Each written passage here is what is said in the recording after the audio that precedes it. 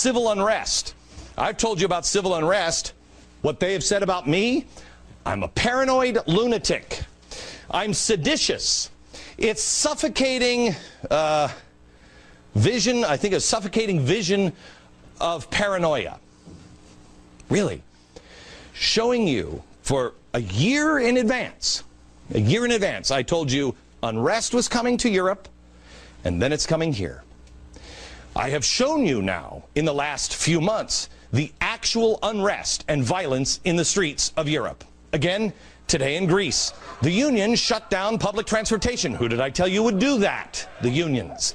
Students are taking to the streets again in England over possible tuition hikes. I told you that would happen a year ago. We showed you the burning cars. We've showed you how they are mirroring the failed economic policies here in America. I'm a paranoid lunatic, seditious. This must just be suffocating paranoia. Now, let me ask you this. Are they willing now to say the same thing about the Pentagon? Because they have been wargaming an economic crisis for almost 2 years now. One of these war games was called Unified Quest 2011. Listen to what they are preparing for at the Pentagon.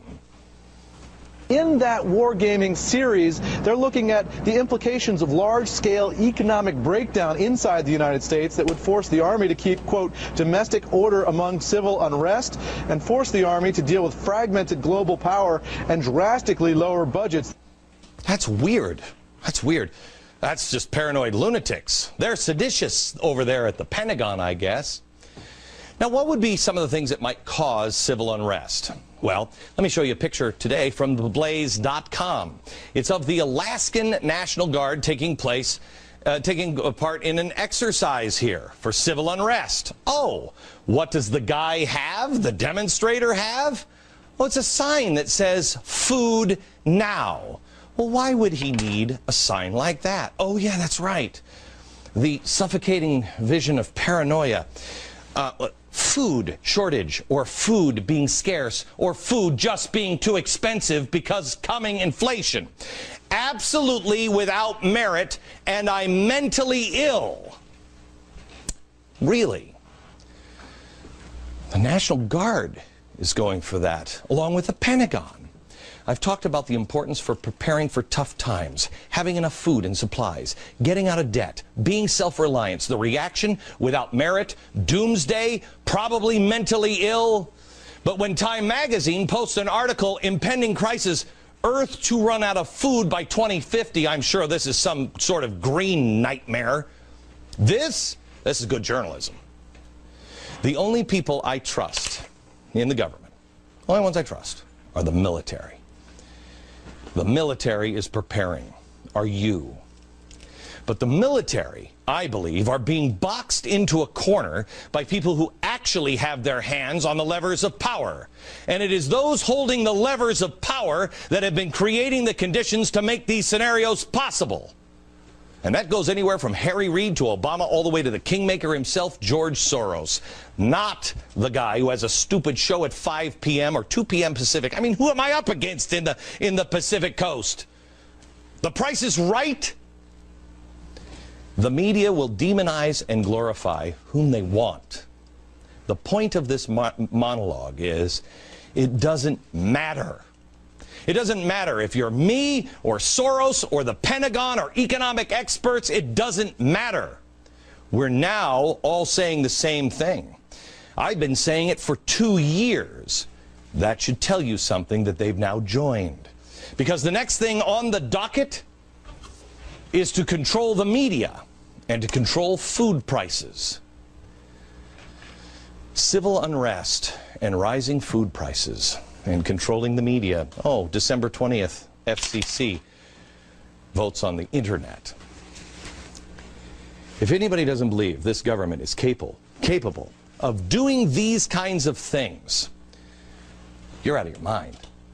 If you don't think the government could come in and take your gun, you're out of your mind. Let me show you this. You don't think that they're going to run roughshod over your civil rights? See this woman here? Probably never seen it. You should know her. Watch the video. This is the aftermath of Katrina. I don't want to go because I got plenty. Mandatory evacuation. Everybody in the... See, this is why I didn't want to let you guys come in. I know, ma'am. Because I wanted her in here, and all you guys come in, and I knew this was Stop the tape here. Stop the tape here. She doesn't want to let them in. They want to take her gun. A law-abiding citizen. Do they take it? And what happens? Watch. Yeah, they throw her against the wall. You got a gun.